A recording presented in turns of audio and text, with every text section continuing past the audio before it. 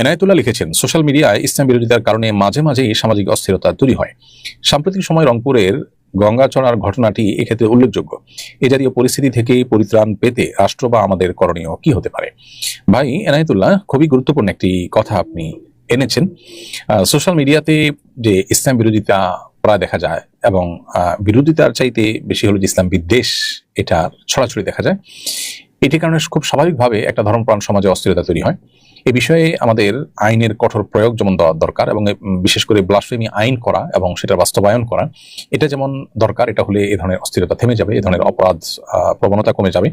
আবার একইভাবে আমাদের সমাজে যারা অন্য ধর্মাবলম্বী আছেন, কিংবা যারা মুসলিম ঘরে জন্মগ্রহণ করেও তারা মুসলিম পরিচয় দিতে স্বাচ্ছন্দ্য বোধ করেন না বা মুসলিম পরিচয় দেন না, তাদের উচিত যে তাদের ইসলামের প্রতি তাদের ভিন্নমত থাকতে পারে, কিন্তু থাকতে পারে বলতে আমি বোঝাতে চাচ্ছি যে তাদের সেই ভিন্নমতের কারণে তারা হয়তো ভিন্নমত পোষণ করছেন, কিন্তু একই সাথে তারা ইসলাম বিদ্বেষ চর্চা যেটা সোশ্যাল মিডিয়া হয়ে থাকে এক শ্রেণী নাস্তিকদের দ্বারা, এক শ্রেণী অন্য ধর্মাবলম্বীদের দ্বারা, এই বিষয়টার ব্যাপারে তাদেরও কঠোরভাবে অবস্থান গ্রহণ করা উচিত, যেটা কোনোভাবে যেন না হয়।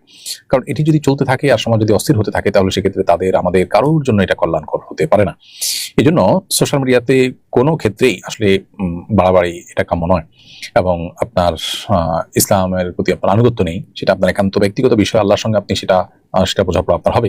কিন্তু তাই বলে আপনি কে আঘাত করে, ইসলামের কোনো বিষয়কে আঘাত করে, একজন মুসলিম হিসাবে আমাকে আপনি আঘাত করবার এখতিয়ার আপনি রাখেন না।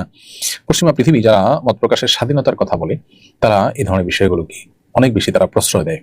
একইভাবে তারা তাদের দেশের কোনো আইন, তাদের দেশের কোনো বিষয়, সেটার বিরুদ্ধে আপনাকে কথা বলতে দিবে না। সেখানে কিন্তু মত প্রকাশের স্বাধীনতার প্রশ্ন থাকে না, বরং শুধুমাত্র নবী করিম সাল্লাল্লাহু আলাইহি ওয়াসাল্লামকে অবমাননা করার ব্যাপারে, মুসলমানদেরকে আঘাত করার ব্যাপারে আপনার মত প্রকাশের স্বাধীনতার কথা তারা বলে। অতএব এই ধরনের বাস্তবতা বিবর্জিত থিওরি যদি আমাদের দেশে অনুসরণ করা হয়, তাহলে সেক্ষেত্রে দেশ আরো অস্থিতিশীলতার দিকে যাবে এবং অনভিপ্রেত ঘটনা একের পরে ঘটবে, যেটা আসলে আমাদের কারোরই কাম্য নয়।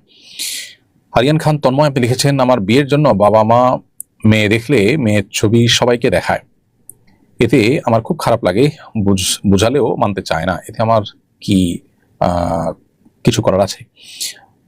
ভাই আরিয়ান খান তন্ময়, আপনার বাবা মা আপনার বিয়ের জন্য যখন মেয়ে দেখেন, পাত্রীর ছবি অন্য পুরুষদেরকেও দেখান, তাদেরকে আল্লাহর ভয় যেমন আপনার দেখানো উচিত, ঠিক তেমনি ভাবে বিচক্ষণ বিদগ্ধ আলেম ওলামা যাদের প্রভাব তাদের উপর আছে, তাদের মাধ্যমে তাদেরকে বিষয়টাতে আপনার সংশোধনী আনা উচিত এবং তাদেরকে বোঝানো উচিত।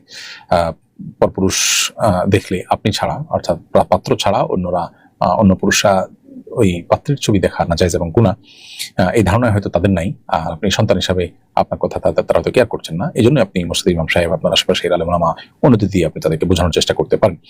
আর এরপরও যদি তারা এই অন্যায় করেন, আপনি চেষ্টা করেছেন বোঝাবার জন্য, আপনি উদ্যোগ নিয়েছেন, তারপরেও তারা যদি সেটার উপরে আমল না করে বা সেটাকে কেয়ার না করে, তাহলে ইনশাআল্লাহ আশা করা যায় যে আল্লাহ তাআলার কাছে আপনার কোনো দায় থাকবে না, কারণ আপনি আপনার চেষ্টা করেছেন।